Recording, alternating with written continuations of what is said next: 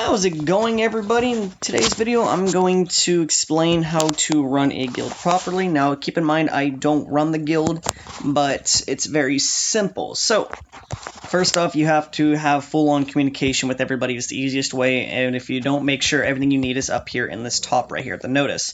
So, we have gifting groups. Every 6 people gift each other, so I'll gift 5 others, and those 5 others will gift us as well. So that way you have the maximum amount of guild coins being distributed evenly. Now, if you don't have, a full 30 people, just do the best you can with those people. That's, sometimes only 28 members or 25 members. You just got to make do with what you have.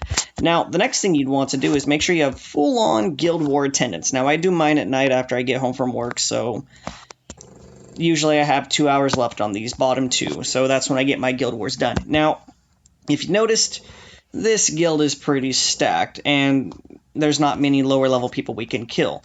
Now, no matter what, you want to use all your tickets you can, just because it gives you guild war participation. Even if you don't win, it'll still give you guild coins, and it'll give the guild coins as well, because everything is being participated. So, full-on war participation, even if you can't kill the opponents. Next would be communication through the guild raids. Now, this may be different per guild because our guild can clear this the 7th raid real simple, real easy. And in the guild notice, we have only a damage limiter. So right here, only 5% damage to Belial and 1.7. And the same thing goes for Gorgon in the Swamp at Death, because Gorgon gives raid coins as well. So I'm not going to deal 1% damage to him, but I'm going to hit him just once, that in order to get me the raid coins. But it varies from person to person. If you need more guild coins, you'll hit the boss that gives more guild coins. If you need more gems, you hit the bosses that give you gems. But since right now it's a struggle for everybody in our guild for raid coins, we want to limit the damage we do on Belial, Gorgon, and the Beal. I have no idea how to pronounce his name.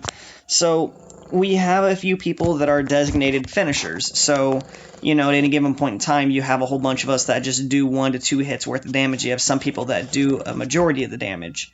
That is to ensure everybody gets proper guild raid rewards. So, nope, I didn't hit Gnome. I didn't hit Harpy. So, instead of getting 200 guild coins for Harpy, I would have gotten 400. And instead of getting 210, I would have gotten 420. Instead of getting 330, I would have got 660. This is at least at my level. This is what it will, you'll get. Yeah, there we go. See, 420 instead of 210. So whatever the people need, you want to make sure they have them. You want to make sure they get the hits in, because it stacks up quite fast. And when the raids take a couple thousand to tens of thousands of guild coins to open, you want to maximize how many guild coins you have, and you want to maximize the amount that you get from everybody. And if you got somebody that isn't gifting, it adds up over time, but it's not necessarily, the end of the world if someone forgets a gift or someone misses a war or whatever. But you want to make sure you have good communication. You want to make sure you have damage limits on the raid bosses you need damage limits on, and make sure everyone's fully participating. Now, we don't have 100% attendance on all the guild raids, as you've seen with this one right here. We only had 8 people on this one, but only had 1% HP left. So, sometimes people get a little overzealous. I'm looking at you, Mr. Popo.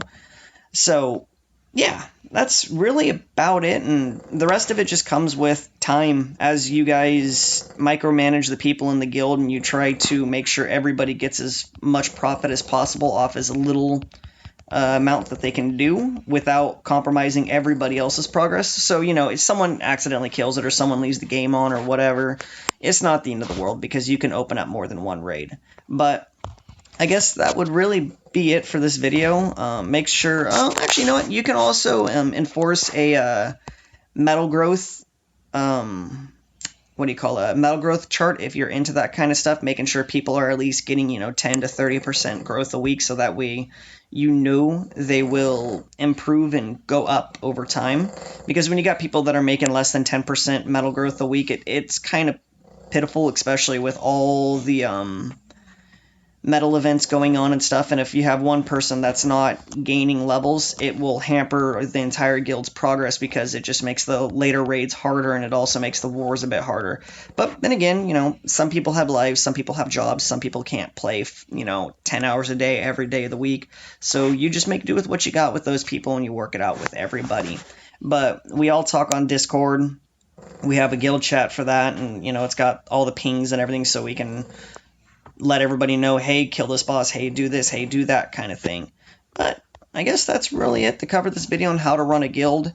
There's not too much complication to it. It's pretty straightforward and simple. Just make sure you have people, little gifting circles, make sure everyone that participates in wars, and then try to set up so people do less damage on the bosses if you can kill it really quickly, because if one person kills it, that's 29 people that do not get a reward out of it.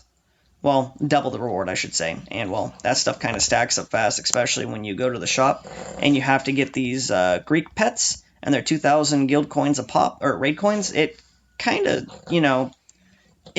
it takes a lot to get them. But, yep, that'll be it for this video. Thanks for watching, guys. If you have any questions, leave them in the comments. I'll try to get back to you as soon as I can.